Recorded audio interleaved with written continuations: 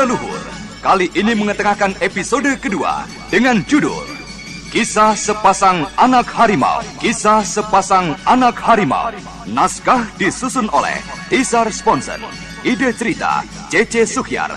Teknik dan montase Yadi Enos.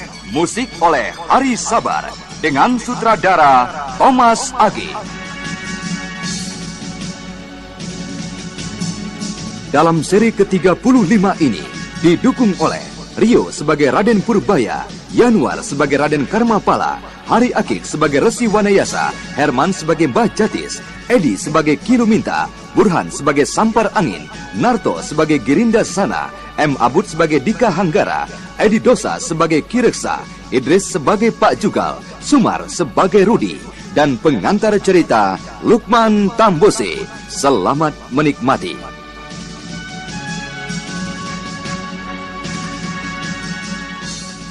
Pada kisah yang lalu diceritakan, Cempaka berhasil melerai keributan antara Raden Purbaya dan Raden Karmapala sebelum meningkat menjadi perkelahian. Dalam pertemuan berikutnya dengan kakek misterius, Raden Purbaya telah diberikan sedikit pesan untuk menyelamatkan dirinya jika para pimpinan padepokan membuatnya susah.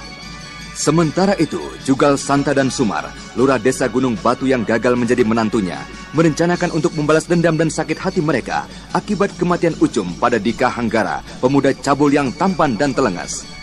Dan pada pesta pendadaran itu, di Gua Larang, Raden Purbaya mengajukan dirinya untuk dapat ikut dalam pesta tersebut.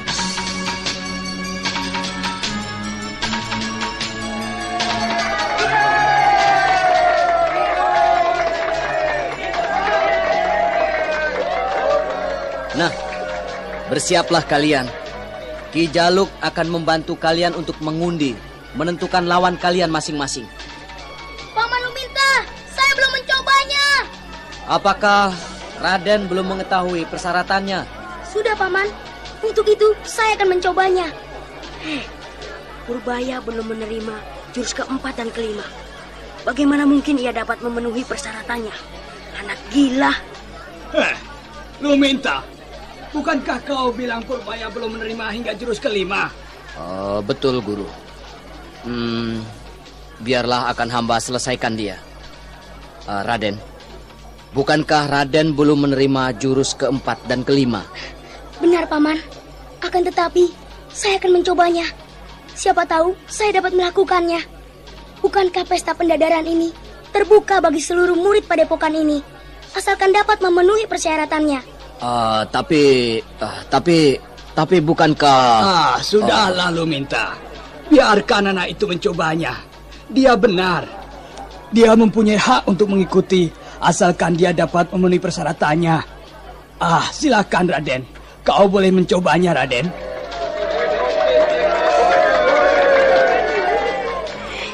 Agaknya benar-benar gila Purbaya. Dan dia tidak tahu malu. Dia mengharapkan agar guruku Majatis kasihan dan memberikan kesempatan padanya.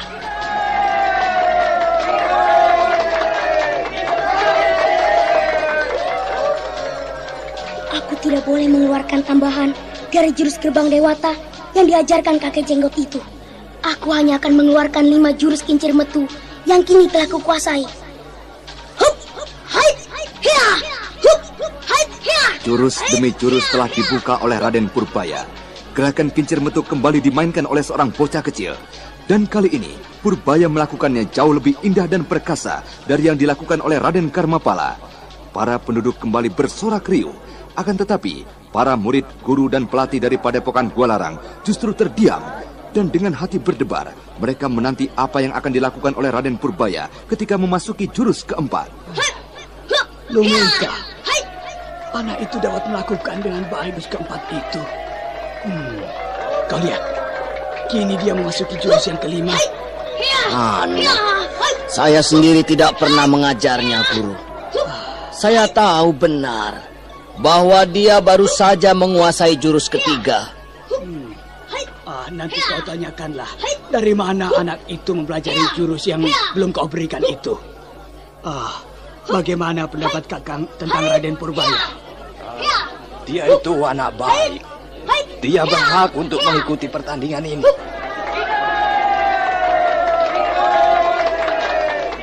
Iya, kau dapat mengikuti pertandingan ini, Raden.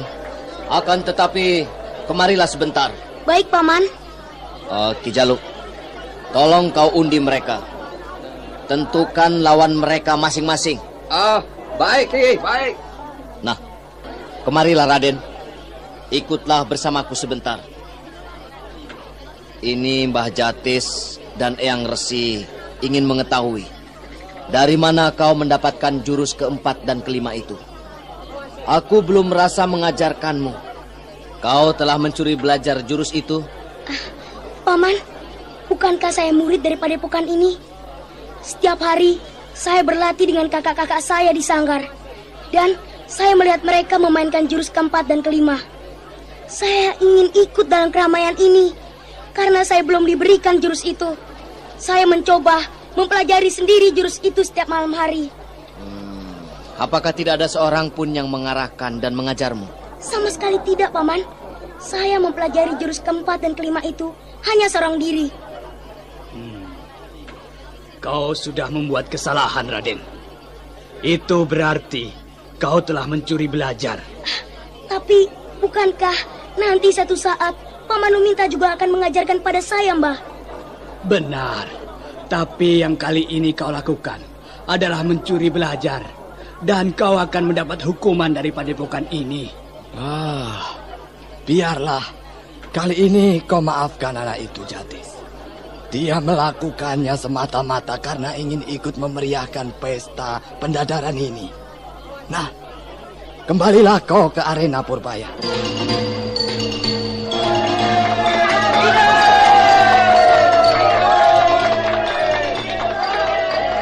Pertandingan segera dimulai. Raden Karmapala mendapatkan lawan salah seorang murid yang hampir lengkap mempelajari Aji Kincir Metu sampai ke tingkatan terakhir. Sedangkan Raden Purbaya lebih beruntung. Ia menghadapi murid yang baru memiliki 6 jurus Kincir Metu. Aku akan mencoba mengalahkan lawanku ini dengan tanpa mempergunakan gerbang dewata yang telah dikembangkan oleh kakek jenggot itu. Hup! Hia! Hai! Hia! Hup! Hai! Hia! Hia! Hup! Hai! Hia! Hia! Arena besar yang semula tampak sangat luas, kini terasa sempit karena telah dipenuhi oleh 12 pasangan murid padepokan Gualarang yang saling mencoba kemampuan. Raden Purbaya di salah satu sudut arena kelihatan berusaha keras untuk dapat mengatasi lawannya. Serangan demi serangan saling dilancarkan dan mereka saling berusaha untuk mematahkan serangan-serangan yang sudah mereka kenal. Dan beberapa saat kemudian, beberapa orang peserta sudah berhasil menyelesaikan pertandingannya.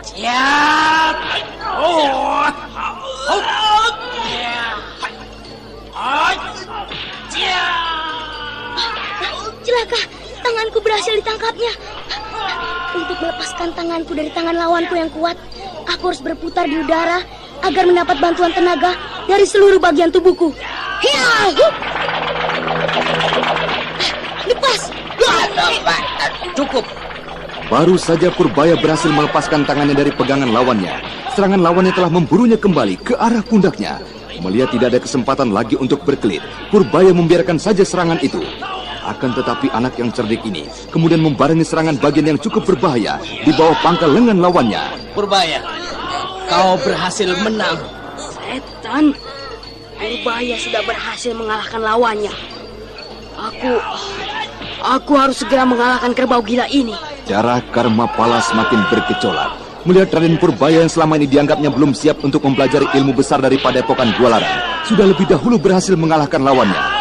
Raden Karmapala terus melancarkan serangan pada lawannya yang jauh lebih dahulu mempelajari Kincir Metu daripadanya. Merasakan serangan tidak banyak membuahkan hasil. Akhirnya Raden Karmapala menyisipkan Aji Kepalan Sakti yang dipelajari dari gurunya di Istana Galuh.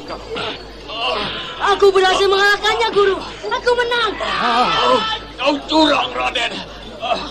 Anak itu sudah berlaku curang, Jatis.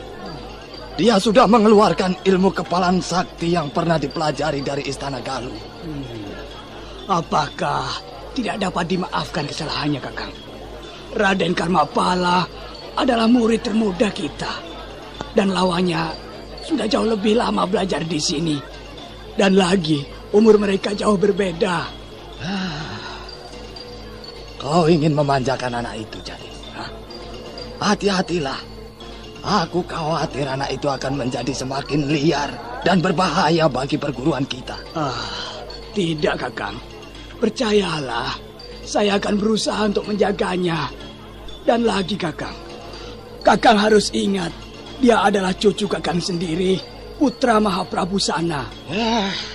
Terserah kau sajalah, Jatis.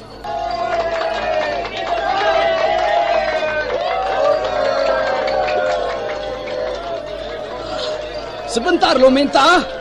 Raden Karmapala belum dapat dinyatakan menang. Dia boleh beristirahat dan sebentar lagi akan mengulang pertandingannya dengan lawannya. Raden, jika pada pertandingan berikut nanti Raden masih juga mempergunakan aji dan ilmu lain yang berasal dari luar padepokan ini, Raden Purbaya tidak dapat berkata apapun juga. Ia melihat Resi Wanayasa yang merupakan paman dari ayahandanya memandanginya dengan perasaan kecewa. Sementara itu, pertandingan di arena telah selesai dan kini Kiluminta meminta agar mereka yang menang untuk beristirahat. Dan murid-murid dari tingkatan kedua Kincir Metu mulai bersiap-siap untuk meneruskan pertandingan babak berikutnya.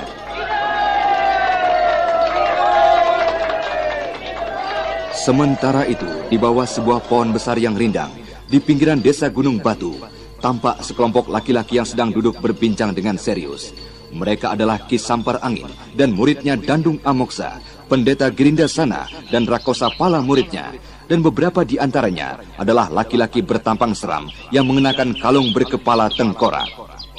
Terima kasih, Adik Girinda Sana dan Adik Wirageni, dan juga kawan-kawan yang lain yang sudi menghadiri pertemuan ini. Akan tetapi, sayang sekali, hingga saat ini, Mayang Telasi belum kelihatan bersama dengan Dika Hanggara, kekasihnya. Lalu bagaimana dengan Kakang Prabangkara? Bukankah Kakang Sampar mengatakan bahwa ia akan datang pada pertemuan ini? Kakang Prabangkara menitipkan pesan dan salamnya pada kalian semua.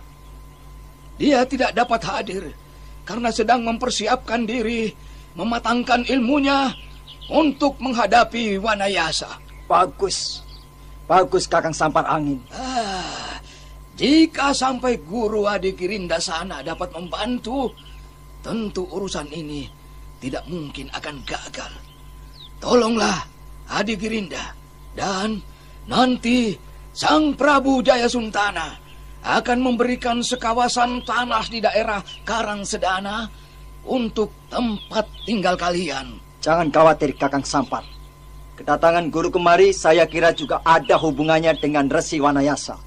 Karena guruku itu sedang hendak mencoba ilmunya pada tokoh yang paling sakti yang dapat memuaskannya. Bagus sekali Adi Girinda. Bujuklah beliau agar bisa bersama dengan kita ke padepokan itu. Maaf, agaknya aku terlambat datang. Hei, Dika Hanggara, mana kekasihmu Mayang Telasi? Dia sudah tidak sabaran lagi, Paman Sampar. Dan katanya mungkin besok atau lusa dia sudah akan lebih dahulu memulai sesuai dengan rencana Paman Sampar. Karena rencana itu benar-benar menarik hatinya. Sayang sekali dia terlalu terburu-buru. Ada apakah Paman Sampar? Jika saja dia datang hari ini, kemungkinan aku akan menangguhkan rencana itu. Karena jika sampai guru dari Girinda Sana sejerangkong hidup membantu, dua Wanayasa pun aku tidak khawatir.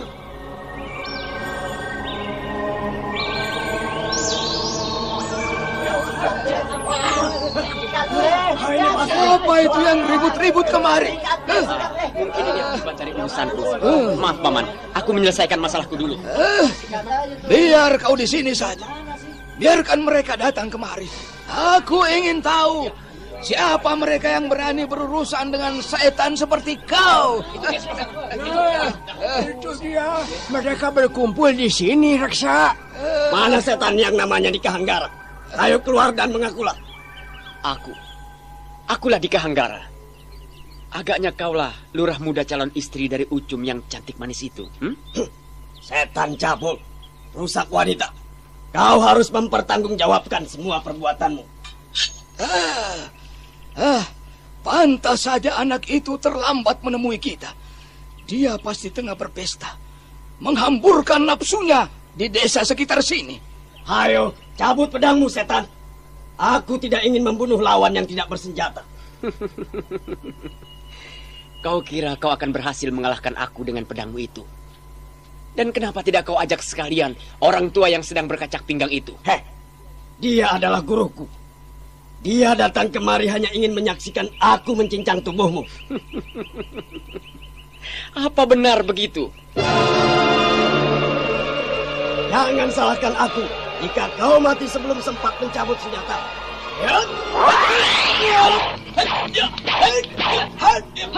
Lurah dari desa Gunung Batu tak dapat menahan diri lagi melihat kesombongan lawannya. Karena itu, tanpa menunggu lebih lama lagi, ia segera mengayunkan pedangnya ke arah tubuh Dika Hanggara. Akan tetapi, pemuda tampan dan telengas ini hanya sedikit memiringkan tubuhnya, sudah berhasil mengelakkan serangan dari lurah itu. Dan dengan mengibaskan tangan kirinya, Dika Hanggara mencoba untuk melepaskan pedang lawannya. Dan Sumar yang menjadi terkejut, cepat menarik tangannya. Kita hanya mempunyai sedikit waktu, Dika. Selesaikanlah secepatnya urusanmu. Baik, Paman.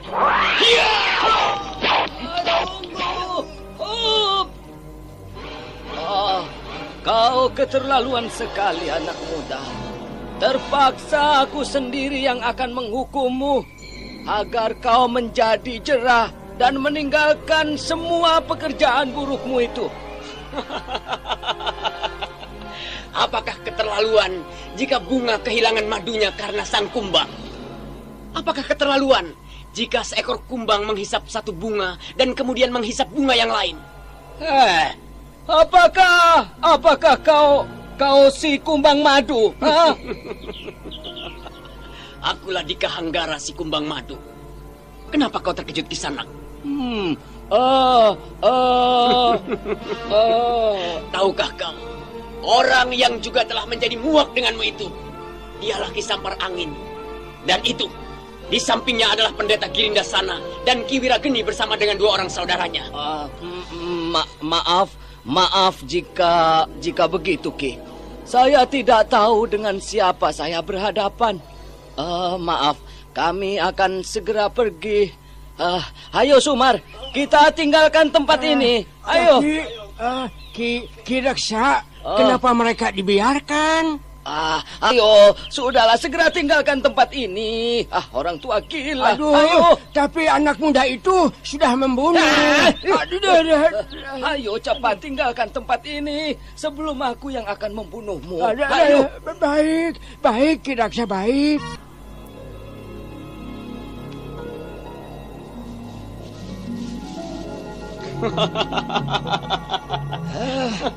Ayo, duduklah, Dika. Kita teruskan pembicaraan kita. Baiklah, Paman. Maaf, paman-paman sekalian. Kau memang pasti akan menjadi liar jika berada seorang diri. Jika demikian, terpaksa kita lanjutkan saja rencana kita yang semula.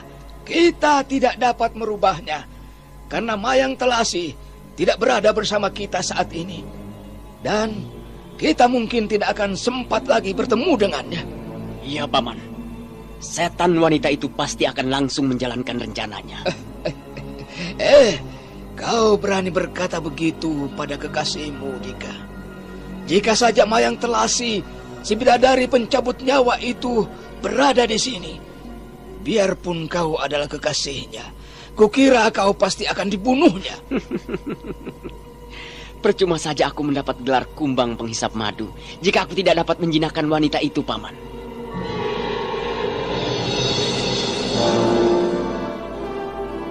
Demikianlah, Sampar Angin dan kawan-kawannya mulai merencanakan penyerbuan ke Padepokan Gua Larang. Sementara itu, di Padepokan suasana menjadi kian meriah.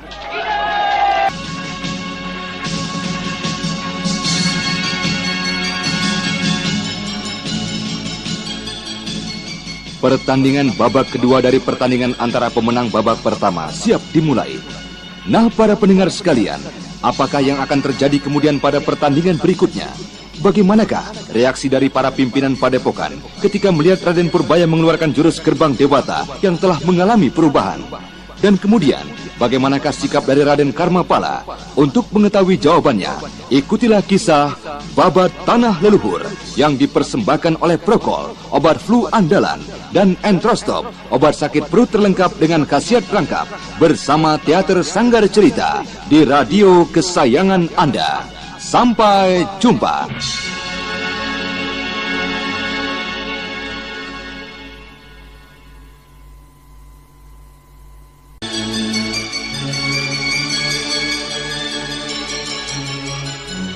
Dalam seri ke-36 ini didukung oleh Rio sebagai Raden Purbaya, Yanwar sebagai Raden Karmapala, Hari Akik sebagai Resi Wanayasa, Herman sebagai Mbah Jatis, Yoko sebagai Kirimbun, Yulia sebagai Cempaka, Ana Sambayon sebagai Rara Angken, dan pengantar cerita Lukman Tambosi. Selamat menikmati.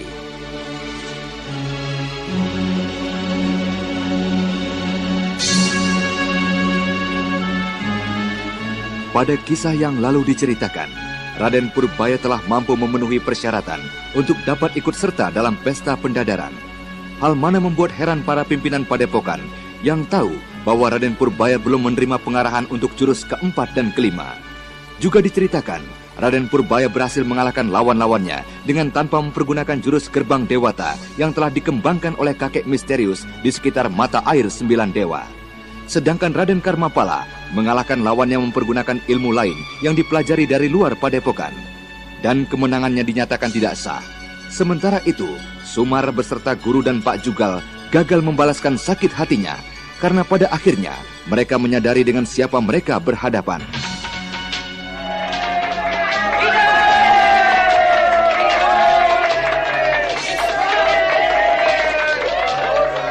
Di padepokan Gualarang, pesta pendadaran menjadi semakin meriah. Kini, murid-murid angkatan dasar yang berhasil memperoleh kemenangan pada babak pertama akan dipertandingkan kembali. Sedangkan Raden Purbaya diwajibkan mengulang karena dinyatakan tidak sah kemenangannya.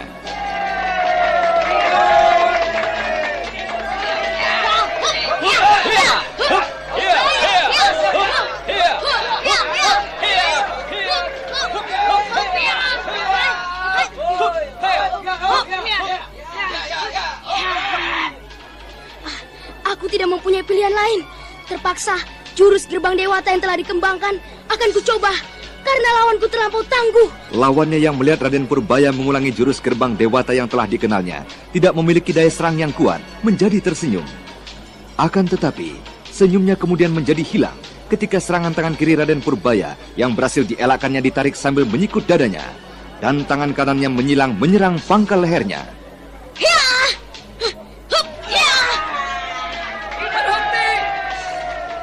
Teriakan Mbah Jatis yang menggelegar membuat semua yang bertanding di tengah arena menjadi terhenti. Dan kemudian Mbah Jatis melayang melompat ke arena. Akan tetapi, Resi Wanayasa yang juga menjadi sangat terkejut melihat perubahan gerak dari gerbang dewata ikut melompat ke tengah arena.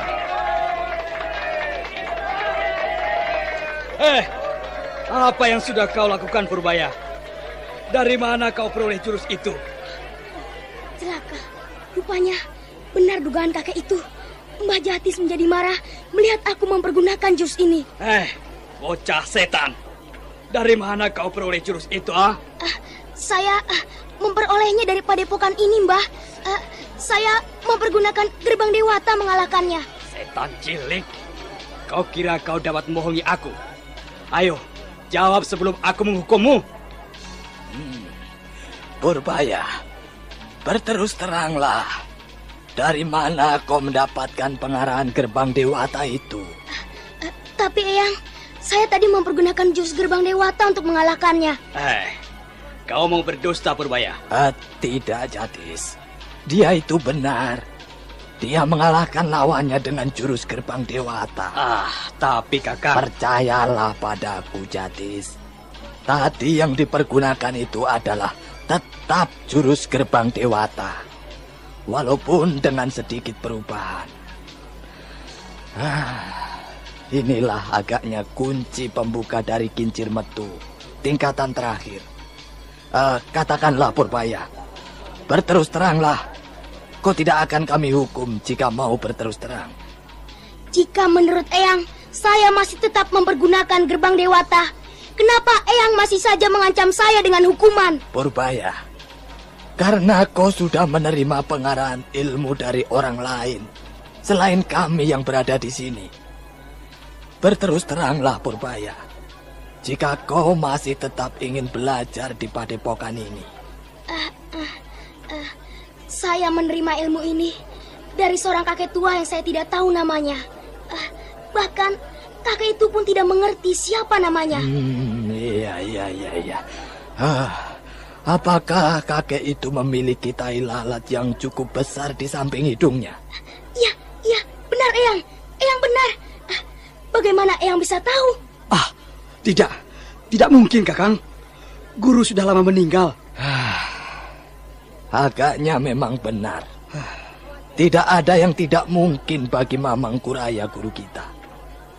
Dia memiliki segala ilmu yang hampir tak masuk di akal kita. Tapi kita telah menguburnya Kakang. Ya, itulah yang kukatakan kelebihannya. Jika benar guru masih hidup, kita tidak perlu khawatir dengan si jerangkong hidup.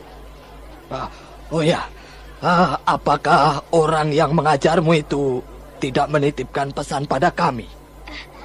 Ada Eyang. Kakek itu berkata, jika saya mendapat kesulitan setelah mempertunjukkan ilmu ini, katakan padanya, kincir metu adalah sebuah ilmu. Ilmu lahir dari kepala. Nah, kenapa kalian tidak menarik buntut hingga ke atas kepala? Iya. Benar, Guru. Terima kasih banyak atas petunjukmu. Lanjutkan pertandingan itu, Jatis. Semua peserta sudah menjadi resah. Baik, Eyang. Lumita, lanjutkan pertandingan itu. Ayo Purbaya, kau... Tidak. Dia tidak boleh ikut dalam pertandingan itu. Loh, kenapa Eyang? Saya kan sudah memenuhi syarat untuk mengikuti pertandingan itu. Tidak adil. Jika kau mengikuti pertandingan itu dengan gerbang Dewata yang sudah merupakan tingkatan ke-10. Kakang. Dengan satu jurus yang dimilikinya itu, Luminta gurunya itu pun dapat dikalahkannya jika hanya melayani dengan gerakan dan jurus saja. Luar biasa sekali Kakang tingkatan ke-10 itu. Tapi Kakang, berarti tingkatan ke-10 itu mempunyai sesuatu yang lain dibandingkan dengan tingkatan khusus ke-7, 8, dan ke-9 kan? Ya. Agaknya demikian tadi, Jatis. Untuk itulah aku akan mencoba lagi untuk memecahkannya dengan bantuan petunjuk guru. Aku kembali ke kamar semadiku. Kau awasilah mereka. Iya. Baik, Kakang.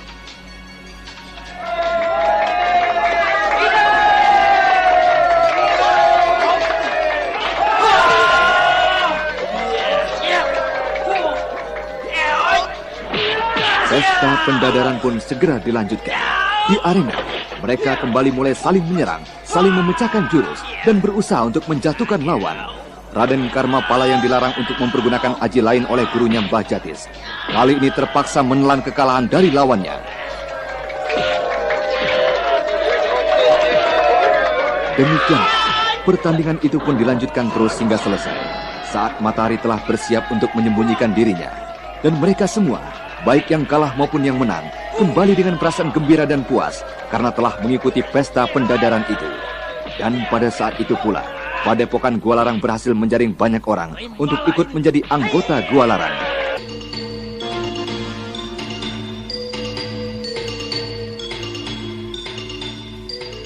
Mereka semua curang. Undian itu jelas menguntungkan Purbaya.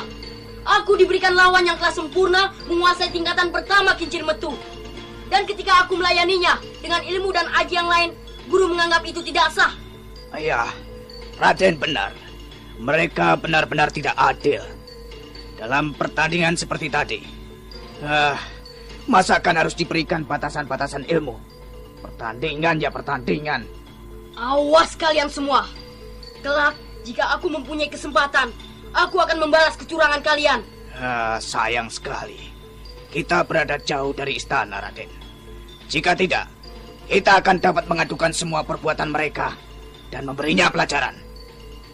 Dan Purbaya si pangeran miskin itu tentu akan menjadi semakin sombong dengan kemenangannya tadi. Ya, anak itu pun mengalahkan musuhnya dengan mempergunakan aji yang dipelajarinya dari luar padepokan.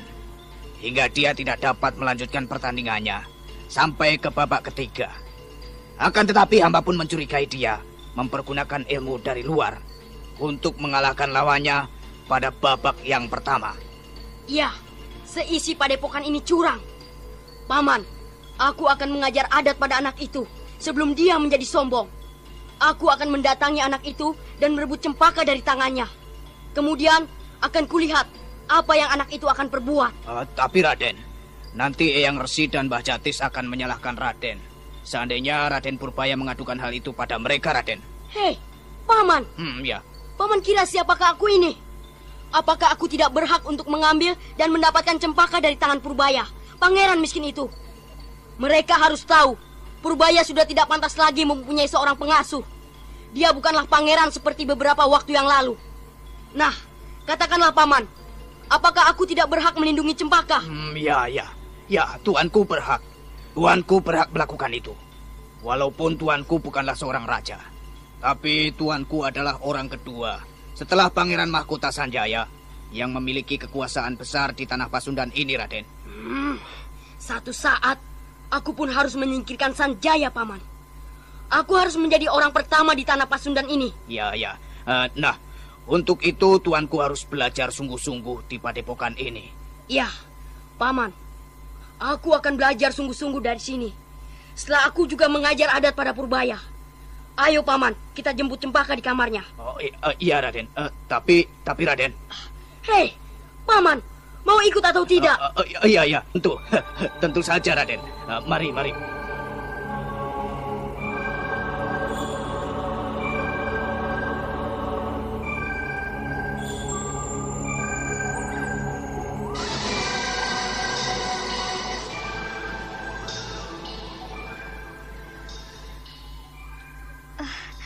Gusti, Raden Purbaya hebat sekali. Dalam pertempuran tadi, dia berhasil mengalahkan dua lawannya. Bahkan, jika apa, Cempaka? Jika pertandingan itu tidak dihentikan, dan Raden Purbaya diperbolehkan untuk mengikuti terus pertandingan, saya kira Raden Purbaya akan dapat memenangkan pertandingan berikutnya. Dihentikan? Kenapa Purbaya? Maafkan saya, Bu. Saya telah mempelajari ilmu dari orang lain. Akan tetapi, ternyata ilmu itu masih merupakan bagian dari kincir metu juga. Jadi, Eyang Resi kelihatannya tidak menjadi marah dan dapat memaafkan saya, Bu. Oh, Purbaya. Kita di sini mengharapkan belas kasihan dari orang-orang padepokan ini. Karena itu, janganlah kau membuatnya kecewa. Patuhilah semua perintah dan petuahnya. Iya, Bu. Semua itu saya lakukan adalah karena ingin sekali ikut dalam pertandingan pendadaran itu. Dan saya sudah ingin segera berhasil memiliki ilmu yang tinggi dan bisa saya andalkan. Ya, tapi kau harus ingat keadaan kita sekarang. Kau tidak dapat berbuat semaumu seperti di Karangsedana. Ini bukan istanamu. Di sini tidak ada ayahandamu. Dan tidak ada sejumlah pengawal dan pengasuh yang siap menjaga dan memenuhi semua kebutuhanmu. Iya, Bu. Saya mengerti. Saya akan... Hei, Purbaya! Buka pintu ini! Aku Karmapala datang untuk menjemput cempaka! Hei, ayo cepat buka! Celaka, Raden. Raden Karmapala datang. Mau apa dia datang kemari, Cempaka? Dia... Biar akan kulayani anak itu. Raden, jangan.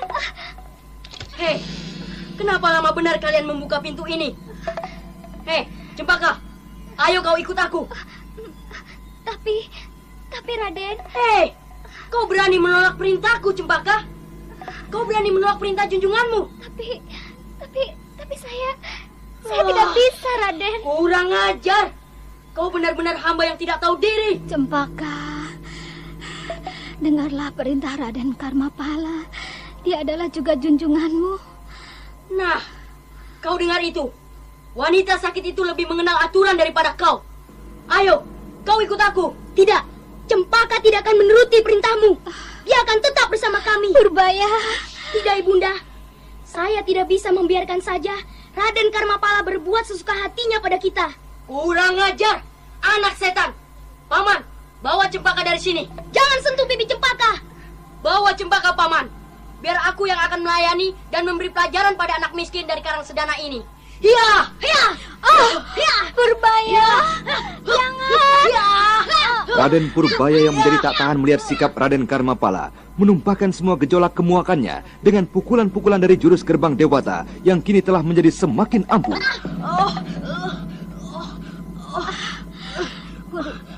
Purbaya, Raden, ibundamu, Raden. Kenapa, Ibu? Anakku, apa yang sudah kau perbuat dengan Raden Karmapala? Kau telah membuat satu kesalahan besar. Tidak, Bu. Saya tidak bersalah. Saya tidak bersalah. Ayo, kita tinggalkan tempat ini, Paman. Ayo ikut kami, anak manis. Cempaka! Purbaya. Jangan. Biarkan saja Cempaka. Dia tidak akan membuat Cempaka susah. Biarkan saja. Ibu, saya akan memanggil Eyang Resi. Tunggulah.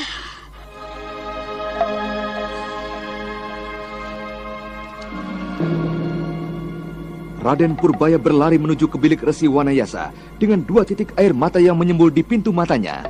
Dadanya bergolak. Ia merasa kalut dengan keadaan ibunya, dan sementara itu kemarahan dan dendamnya pada Raden Karmapala sudah tak dapat ditahan lagi.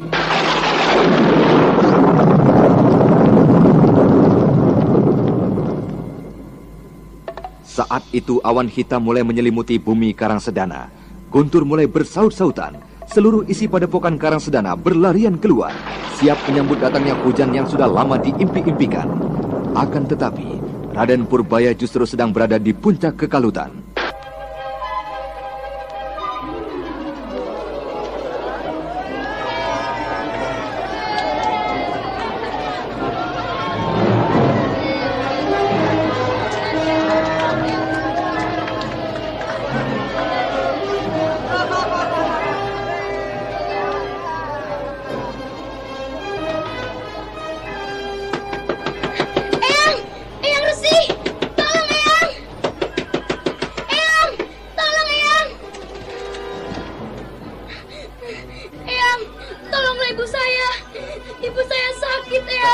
Iya. Tenanglah, nak. Ayo, kita ke sana.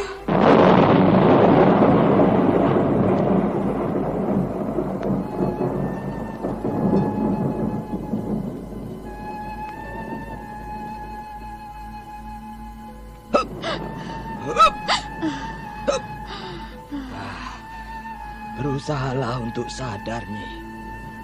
Sadarlah, Nyi. Tahanlah napas. Saya akan berusaha untuk menahan jalannya racun ini. Tahanlah napas, Nyi. Ya, tahan lagi. Tahan, Nyi. Resi Wanayasa berusaha untuk mencegah menjalarnya racun di dalam tubuh Rara Angken. Akan tetapi, karena kesadaran dari permaisuri Sang Prabu Ajikonda ini sudah hilang, maka Resi Wanayasa pun tak dapat lagi berbuat banyak, sampai akhirnya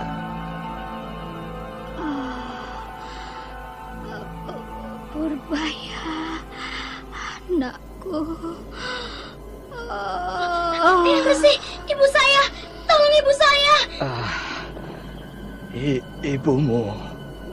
Ibumu sudah tiada, Raden. Ibu saya mati. Oh, Ibunda.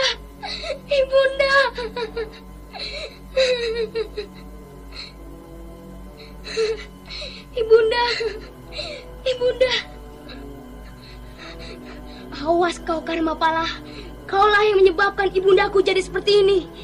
Kau harus mempertanggungjawabkan semua perbuatanmu ini. Aku bunuh kau. Raden Purbaya yang semula duduk menangis memeluk tubuh ibundanya, kini bangkit dengan wajah yang beringas. Kedua tangannya terkepal dan napasnya saling memburu, terlihat jelas pada gerak dadanya. Nah, para pendengar sekalian, apakah yang akan diperbuat oleh Raden Purbaya kemudian? Apakah Resi Wanayasa berhasil mengatasi kemelut di antara sepasang pangeran itu? Bagaimana pula dengan Resi Wanayasa?